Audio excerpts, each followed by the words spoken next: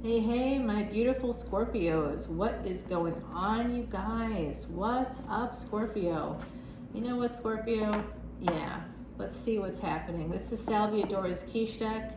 Sal has Scorpio placements too. Sal loves Scorpios and likes to tell you how to make money. I like to do that too. I have Scorpio placements as well. Sal and I have some similar placements. A lot of Scorpio going on, just saying. I got one of those yogas in my chart. They're called yogas. Any combination of planets. There's like different combinations of planets, and there's different names for them. But it's like, you know, different yogas is what they're just referenced as yogas, yogas. And what they do is they help us understand, you know, what people have the potential for. I have the one for the guru, and I have the one for making a lot of money. Meantime, not happening. So yeah, but maybe Scorpio has the ability to transform anything and everything. 3 of Wands, choices coming in. Oh boy. And 3 of Pentacles at the bottom of the deck. So let's see. It looks like there could be a collaboration coming in. I see a home, purchasing a home maybe. This could be a marriage for some of you. Stability is here in love. Stability in love. Scorpio, well, that's a nice way to start. And there could be a child. This is also a brand new stable beginning in a love relationship. A love relationship where you are like soul family. This is ancestors for me coming through, telling me that someone is going to have a baby. There's also a new beginning and money is coming in. Could be not as much money as you'd like. Some of you may have some yeah, I saw that energy coming through. Oof.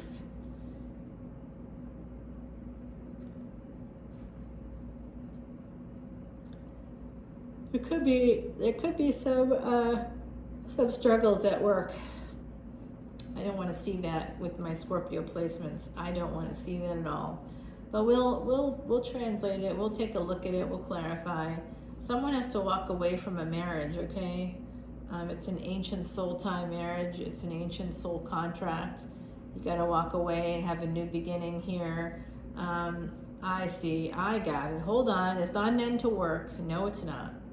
You are able to work. You have some money. You've saved up some money, and that's why you can leave. You can end things with the past. There's the death of the past. That's what this is, the death of the past. You're strong enough to have this new beginning.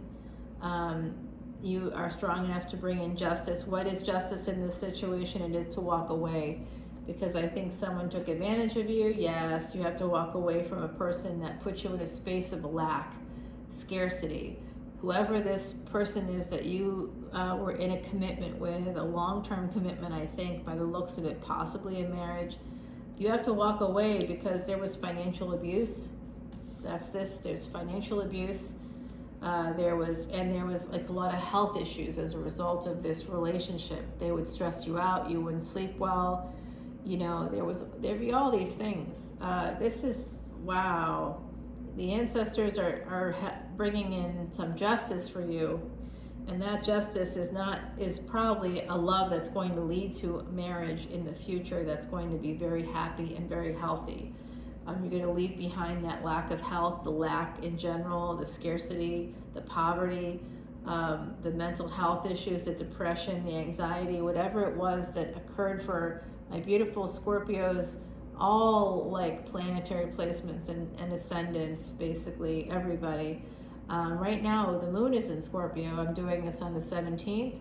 Today we had Saturn move into Vedic Aquarius. It's in the midst of the last stage of the Sati for the Sag, Capricorn, Aquarius energy. If you don't know what that is, come over to Patreon and I'd be happy to fill you in. There's videos for everything on there in Vedic Astrology, including Saturn and the big movements of Saturn.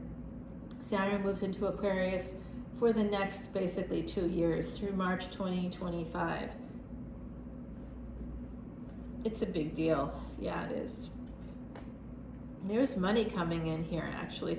Oh, I see. In the past, you were with someone with, oh, wow. I see. Okay. All right, Scorpio. Listen, this is speaking a lot of things to me too. Some of you need to walk away from a marriage where there was just scarcity, lack, and it doesn't end. It like never ended. You gave it chance after chance after chance. If this like represented decades, I'd feel really sad. For someone, it really could. It could have been like 50 years of lack, and then something happened where, there was an ending here. I'm just going to tell you right now. So death is what connects you and this person. This is your person. There's two queens here. It could be same-sex energy. It could be. It may not be, though, because gender is fluid in tarot.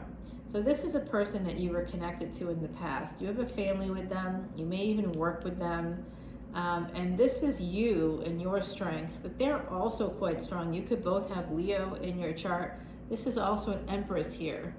So there's two layers happening here for me. There's an energy of a past situation where justice is that you're going to have some love come in. You actually have to protect yourself. You have to be strong. There could be a new child coming in within either that relationship or within the family dynamic. There's this energy of family and money, family money coming in. This is like all tied together. What I'm seeing here is deep, deep, deep karma with this person. It's deep. It's real. Like, you know how you know it's deep? You got to look at each other's charts and you can see, do you have similar planetary placements? That's the person you're destined for, okay? If you don't have similar planetary placements, but your houses are in the same spots. So you're both Sag ascendants. You both have Capricorn in the second house. You know what I mean? You both have Aquarius in the third house. You have all these similar houses, but the placements are not quite the same, or they're similar. There might be a little off here and there. And that's why you two are off. This is not a false twin. This is a person that you have deep karmic ties with, or your houses wouldn't match up that way, but they're not the right person. Think about where your Jupiter is. If you're looking for a masculine partner, where is your Jupiter? Now, it's not that the sign of Jupiter is necessarily going to indicate the person's. In some cases, it might. But it's more about looking at like the moon sign should match, the Jupiter sign will match their ascendant, it should match their ascendant, it should match their sun sign possibly. Those two things could be the same, but the ascendant is really important, and I think that a lot of times in tropical astrology, it's the sun sign sort of trumps all, but the sun is simply your soul.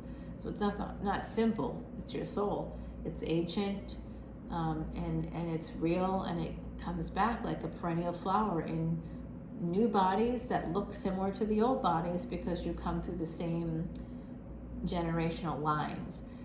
You may have started somewhere else at the beginning of it all, and today you look a little different because humans have kind of gone all over the world, and that's what happens. And just similar to like you'll see going down the highway, there'll be like random tiger lilies all of a sudden coming up in the spring and summer. I'll be like, all of a sudden there's like all these, who bothered planting those? Nobody did. It was animals. Animals ate some bulb or whatever happened, and as they went along, they fertilized the ground with their special fertilizer, nature's fertilizer, and then the seeds were still there, the bulb was still there, and basically another plant grew. And also the roots can spread out. Those bulb flowers can spread out. There could be a home near the highway, near the expressway with a bulb garden, and those just kind of start to migrate, they spread out. Well, that's like us, that's like people. Just like bulb flowers, we're perennial flowers too. We come back again and again. Anyway, that's my theory. So I am going to clarify all of this over on the extended. It looks like there's a complicated past relationship. It could be still in play. It is going to end. You are working on ending it. You are. And it's really interesting because it looks to me, can I tell you the truth here? I hope so. It looks to me like you two are so tied in with work and family and the past, and believe it or not, you are each other's strength. You know, you just are so tied in, but there's been some kind of financial abuse here. There's a need for justice, and part of that is creating some boundaries, defending yourself against this person who has, you know, created some negative energy within the family surrounding you. So they could have tried to ruin your reputation. They could have. I really wanted to put this here. I'm going to make sure I do that right now. All right, that goes there and this goes here. Okay, we'll see if I made the right call here. I don't know. Something inside of me said I should just, I don't know why I didn't put it down there right away. This is probably something I don't want to see. Well, we'll find out, right? The universe is telling me, the other side is telling me where to put the cards down. Yeah, it's not in order because it's not supposed to be. They know what's here, and they're wanting to deliver a certain message. So we're gonna do it. We'll flip it all over on the other side. On Patreon, you can go ahead and look in the description box below, and you'll see how to access my Patreon page, where you can see this extended and every extended I do. Not for $10 a video, $10 for about 500 posts, okay? It's a lot. It's fantastic, and it grows every month. Every month it grows exponentially. So we're working on like an amazing number of like posts and videos, and I'm so excited and happy, and I look forward to seeing you guys over on Patreon. The cuckoo, oh boy. All right, so this is an interesting message, Heidi. Thank you for that. It's number 8. It's karmic cause and effect. So I think that someone has laid their eggs in your nest. Okay, now this is interesting. Oh my God, wow, someone that I didn't see this way, I saw them as something totally opposite from this. So someone may have laid their eggs in your nest. That's what cuckoo birds do. They'll push out the other eggs and they'll lay their eggs in your nest. So I'm getting this from this person. You had this beautiful family. Maybe this was a second marriage, or maybe it was a first one, but you had your family and, you know, your children. Maybe you had them together, but I think not everybody did. And this person came in with this charm and this like, oh, I'm so supportive energy. But in fact, they just were looking to like exploit you, and they have done that, and they've actually turned family members against you. So your kids are not your kids, right? Like they've turned people against you within your own family. That's the cuckoo energy. And that is a legitimate thing. The healer. This is number 26, 26 energy. All right, I know who that is for me, and they are definitely a healer. Well, I love you too. I'm just saying it right now. I love you. I can't say who you are, but I love you. I hope you're watching. Yeah, this is great energy, you guys. Let's take it over to the extended, shall we? I'll share the rest of the secrets of Sal's deck with you there.